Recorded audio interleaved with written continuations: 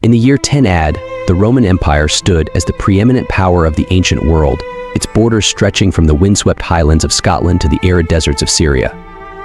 At the heart of this vast dominion was Tiberius Claudius Nero, a seasoned military leader and the adopted son of Emperor Augustus. With Augustus's health in decline, Tiberius was not only the designated heir but also the commander tasked with safeguarding and expanding Rome's territories. Tiberius's campaigns from 10 to 14 AD were primarily focused on the regions of Germania and Illyricum, areas fraught with unrest and resistance to Roman rule.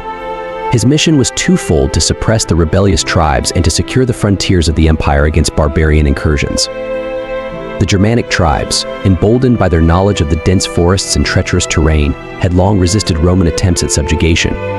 Tiberius, aware of the challenge, approached the task with a blend of military acumen and political savvy. In 10 AD, Tiberius launched a meticulously planned campaign against the Cherusei, a confederation of Germanic tribes led by the formidable Arminius. Arminius, a Roman-trained warrior, had previously betrayed Rome at the Battle of the Teutoburg Forest, resulting in a catastrophic defeat for the legions under Publius Quinctilius Varus. This loss still reverberated through the corridors of Roman power. Tiberius's strategy hinged on a series of calculated advances and fortifications. He divided his forces, employing a combination of direct assaults and strategic alliances with rival Germanic tribes. Over the next 2 years, he methodically pushed deeper into Germanic territory, building forts and supply lines to sustain his advance. Each skirmish and battle brought him closer to dismantling the Cherusei's power. In 12 AD, the decisive moment arrived. Tiberius confronted Arminius near the Weser River. This battle was not merely a clash of arms but a test of wills between two master tacticians. Tiberius, with his disciplined legions, sought to outmaneuver and outflank the Germanic warriors, who relied on their knowledge of the terrain and guerrilla tactics. The battle raged for days, the air filled with the clash of steel and the cries of the wounded. Tiberius's legions, employing the disciplined formations and engineering prowess of Rome, gradually gained the upper hand.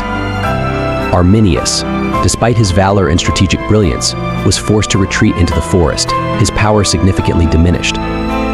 With the Cherusei weakened, Tiberius turned his attention to consolidating Roman control over the region. He established a network of forts along the Rhine, ensuring a stable supply line and a permanent military presence. Tiberius's policy was one of calculated diplomacy. He negotiated with various Germanic leaders, offering terms that balanced clemency with the implicit threat of Roman retribution. By 13 AD, Rhine frontier was relatively secure. Tiberius's success in Germania was not merely a military triumph, but also a testament to his ability to blend force with diplomacy. He understood that lasting peace required more than just the sword; it required the subtle art of governance and alliance building. While Germania had occupied much of his attention, Tiberius was acutely aware of the simmering unrest in Illyricum. The region, encompassing parts of modern-day Croatia, Bosnia, and Serbia, was crucial for the stability of the empire's northeastern borders. The Pannonian and Dalmatian tribes, fiercely independent and adept at guerrilla warfare, posed a persistent threat to Roman authority. In 13 AD, Tiberius turned his gaze towards Illyricum. He knew that the campaigns here would require not only military might but also an understanding of the local dynamics and tribal alliances. His approach was multifaceted, combining swift punitive expeditions with efforts to win over the local leaders. One of the key engagements in Illyricum was the Siege of Andetrium, a fortified stronghold of the Dalmatian tribes. The fortress, perched on a steep hill, was a symbol of resistance against Roman rule.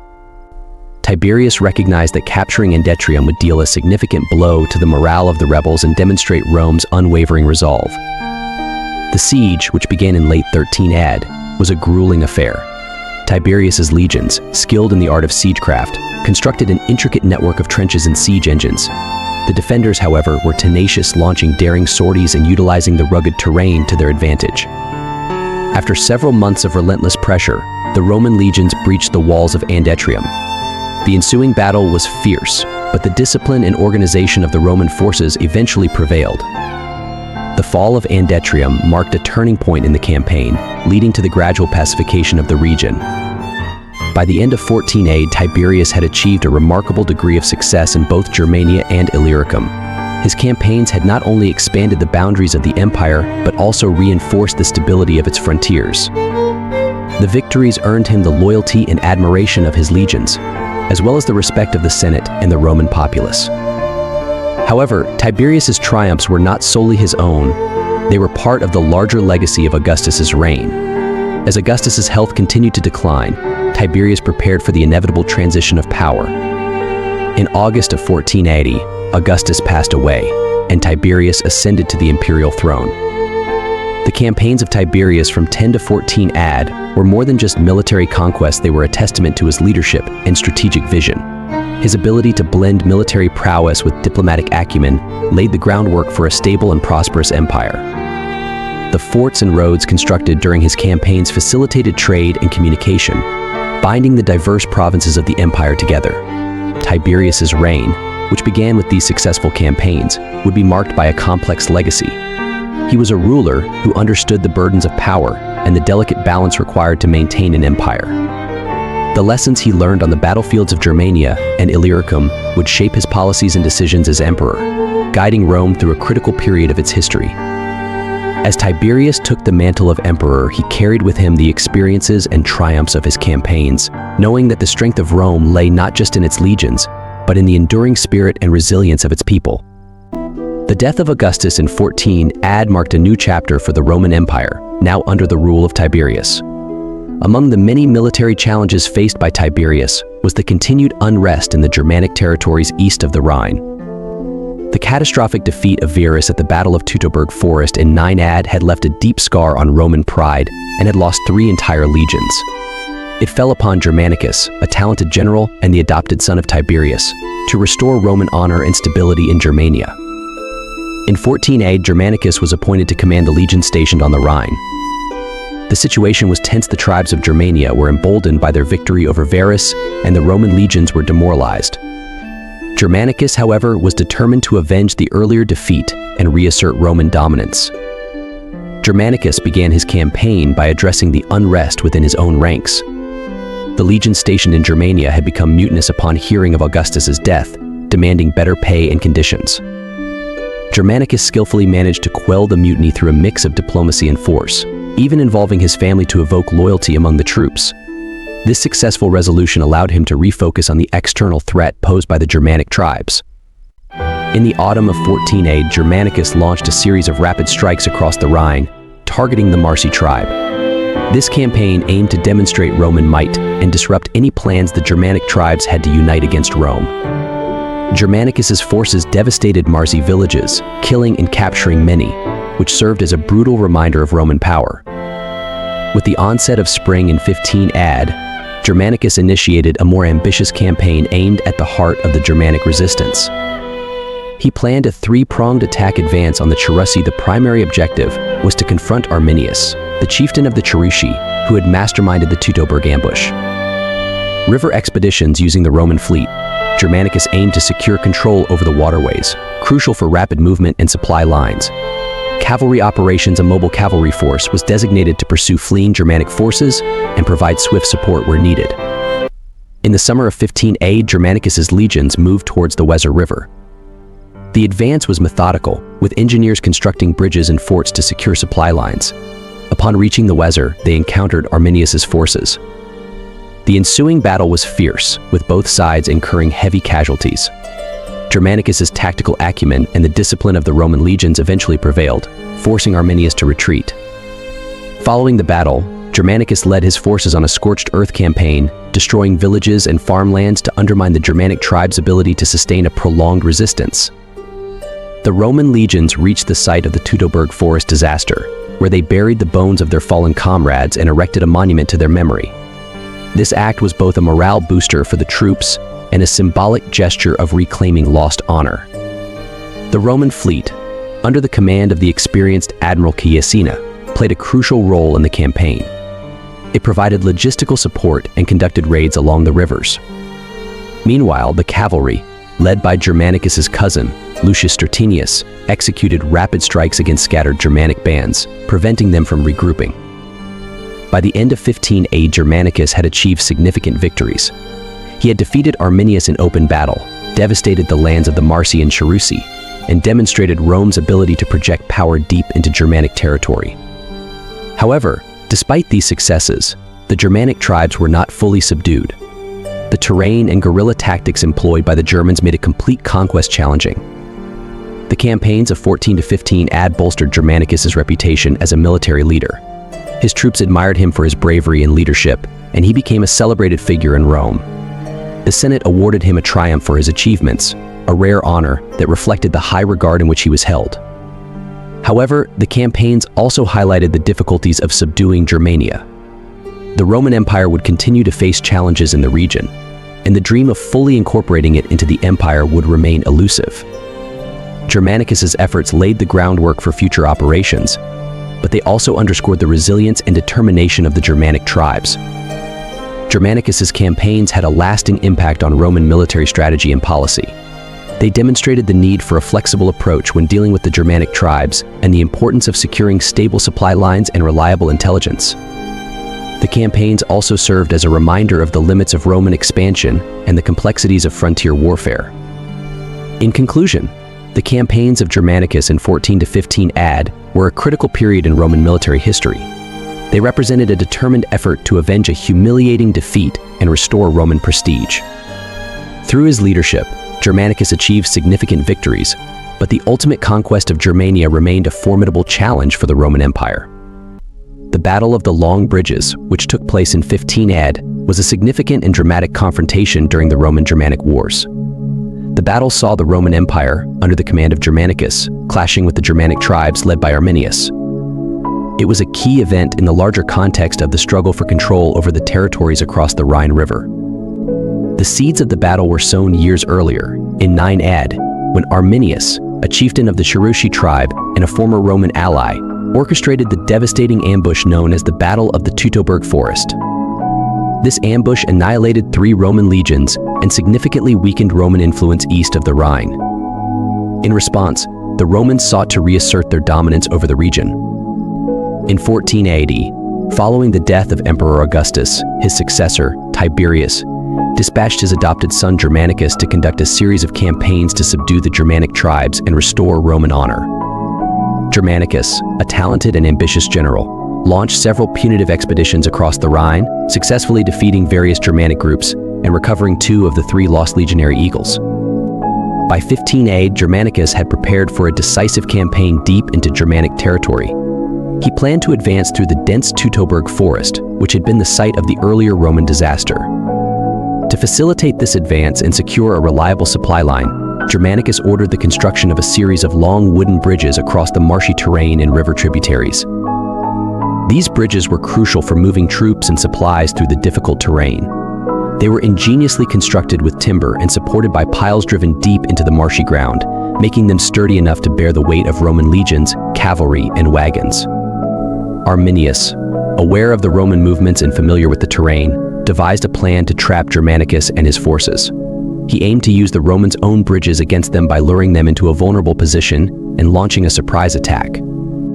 Arminius and his coalition of Germanic tribes concealed themselves in the dense forests and marshlands, waiting for the right moment to strike. As Germanicus's forces advanced across the long bridges, they encountered increasing resistance from small bands of Germanic warriors. These skirmishes were designed to slow the Roman advance and draw them deeper into the trap. The Romans, confident in their superior training and discipline, pressed on despite the growing number of attacks. The decisive moment came when the Romans reached a particularly narrow and exposed section of the bridges. At this point, Arminius launched his full assault. Germanic warriors wielding spears, swords, and axes surged out of the forests and swarmed the bridges from all sides. The sudden and ferocious attack caused chaos among the Roman ranks. Despite the initial shock, Germanicus quickly rallied his troops. His leadership and the discipline of the Roman soldiers were crucial in preventing a complete rout. The legions formed defensive formations, using their shields to create a protective barrier against the onslaught. The Roman cavalry, under the command of Arminius's brother Flavus, a Roman loyalist, counterattacked fiercely, trying to relieve the pressure on the infantry. The battle raged fiercely for several hours. The Romans, though heavily outnumbered, fought with determination and resilience. Germanicus himself was in the thick of the fight, inspiring his men and coordinating their movements. The narrowness of the bridges limited the effectiveness of the Germanic warriors, who could not fully exploit their numerical advantage. Eventually, the Roman discipline and tactical superiority began to turn the tide.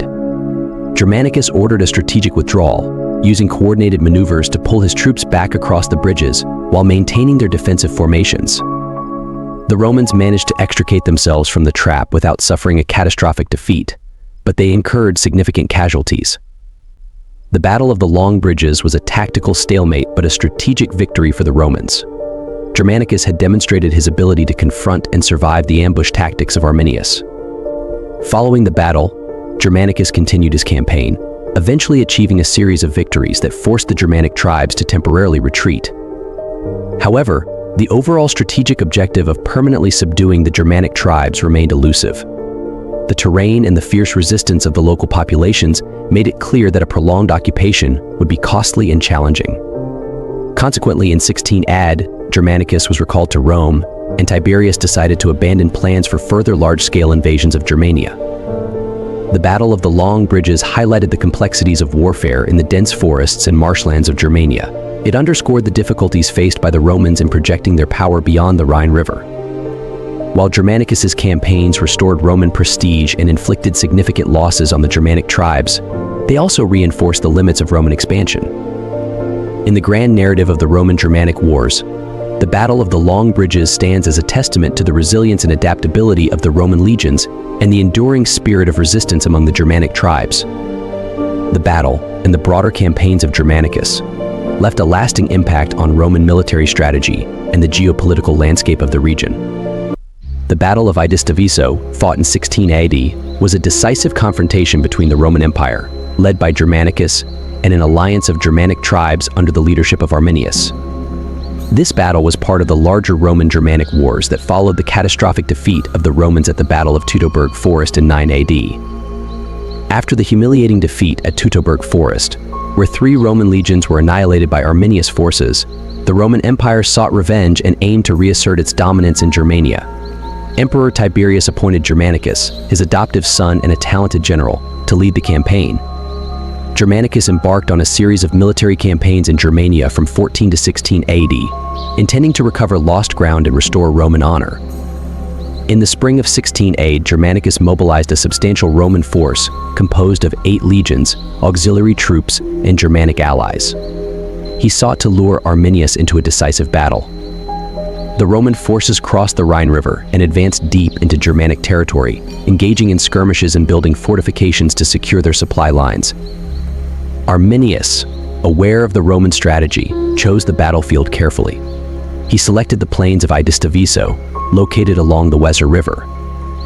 This location provided tactical advantages, including dense forests and marshes, which could be used to disrupt the Roman formations and negate their superior discipline and equipment. As the Roman legions approached Idistaviso, they found themselves facing a vast Germanic army. Arminius had united various tribes, including the Cherushi, Bructeri, and Marsi, leveraging his status as a charismatic leader and skilled strategist. The battle began with the Romans advancing in their typical disciplined formation. Germanicus deployed his forces strategically, placing the legions at the center and the cavalry on the flanks.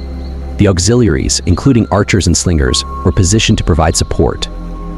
Arminius initiated the conflict with a fierce assault from the woods, using guerrilla tactics to harass and disorient the Roman soldiers. However, Germanicus had anticipated such maneuvers.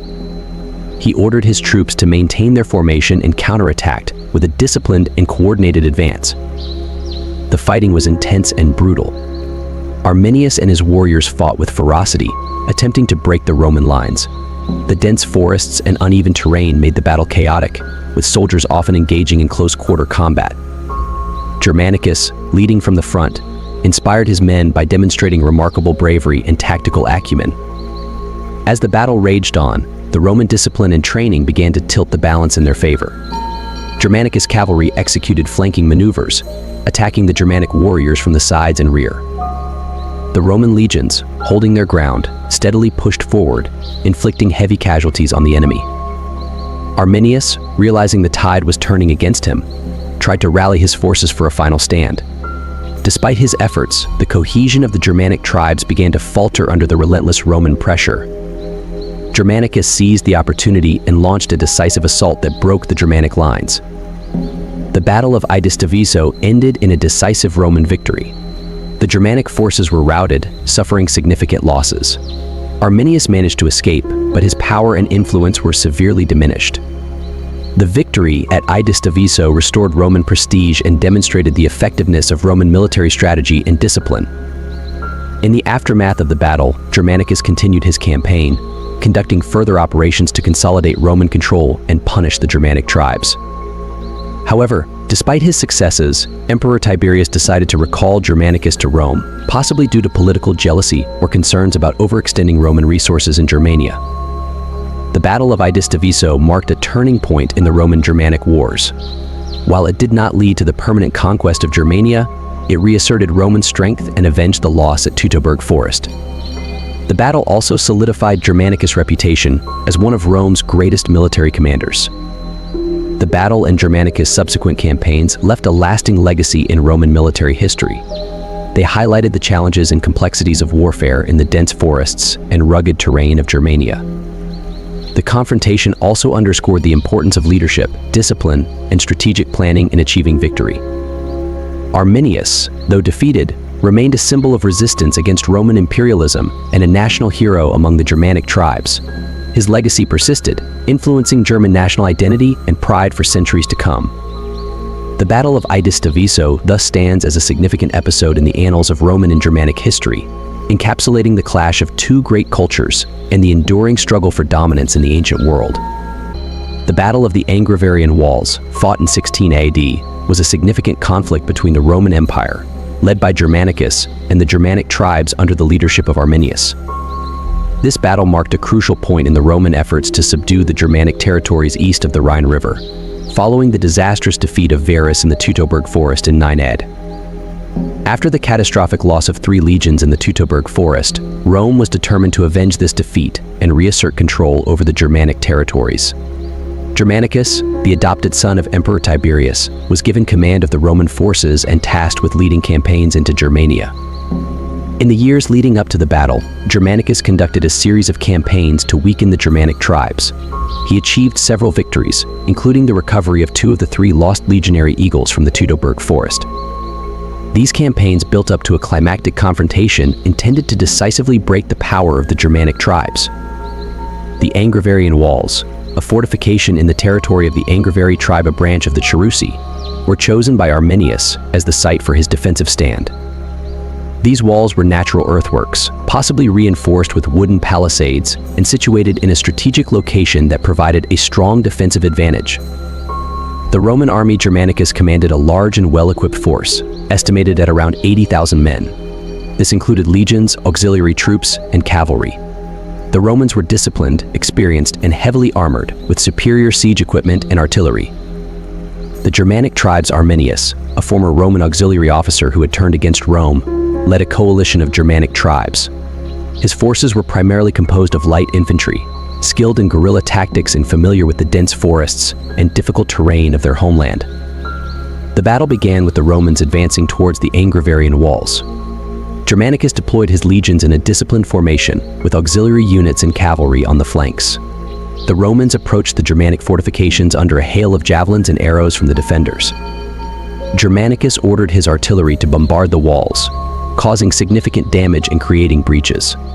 Under the cover of this bombardment, Roman soldiers advanced with their famous testudo formation, shields locked overhead to protect against projectiles. Once the breaches were sufficiently wide, Germanicus ordered a full assault. The Roman infantry, armed with swords and pilum javelins, stormed the walls.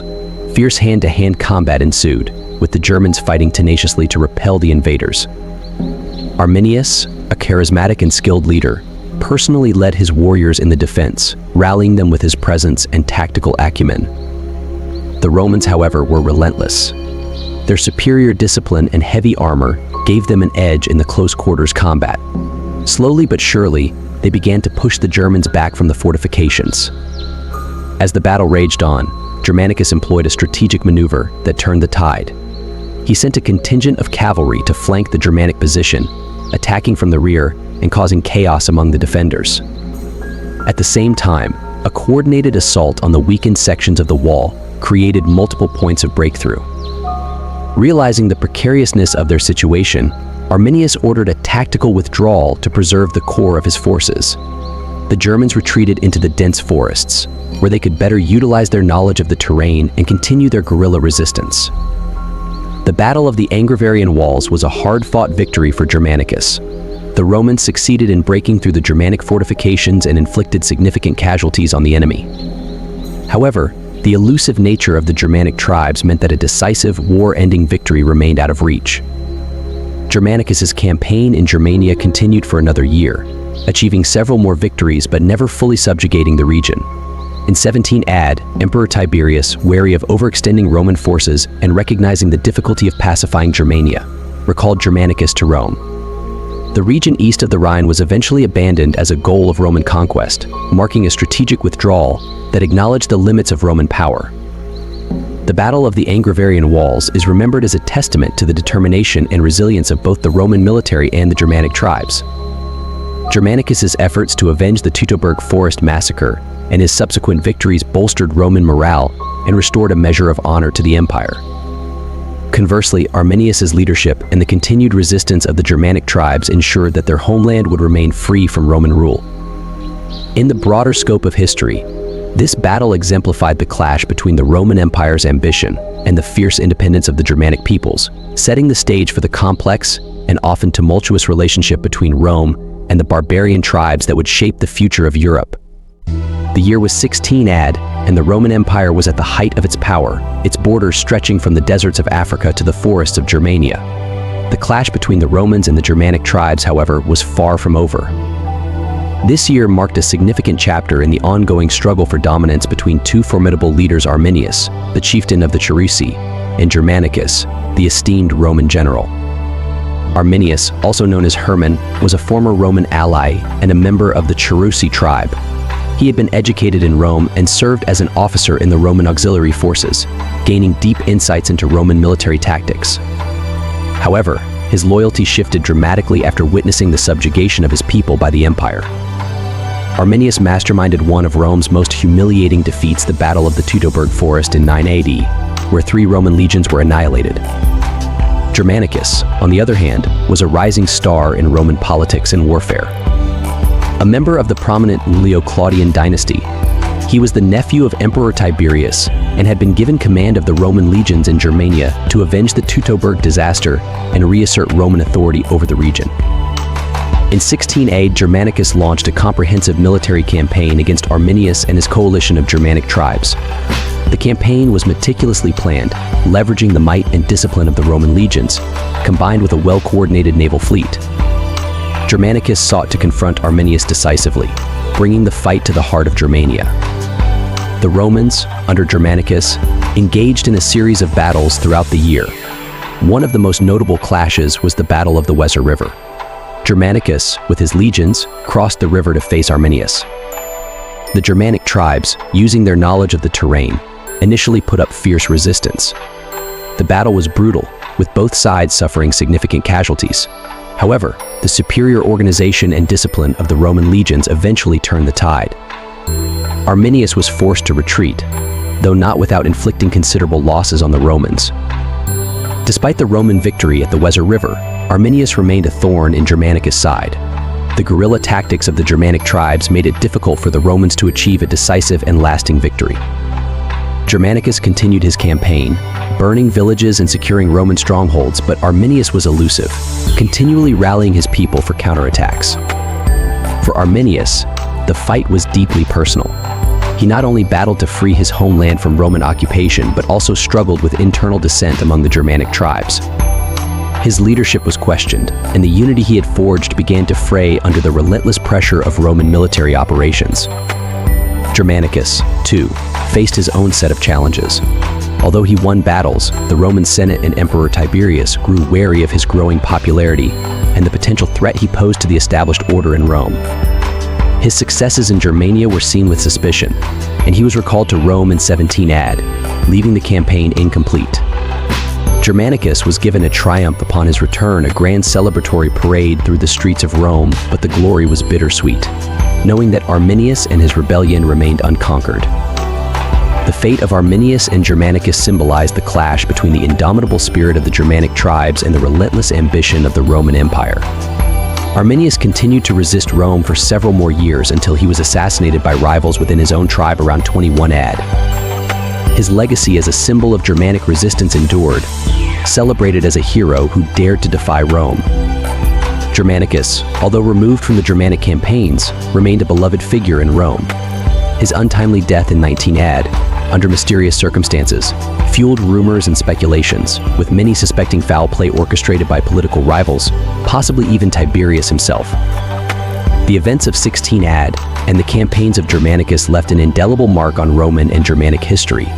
While the Romans never fully subdued the Germanic tribes, the repeated conflicts forged a deep respect and recognition of the formidable spirit of the Germanic warriors. The tales of Arminius and Germanicus were passed down through generations, shaping the cultural and historical narratives of both Rome and Germania.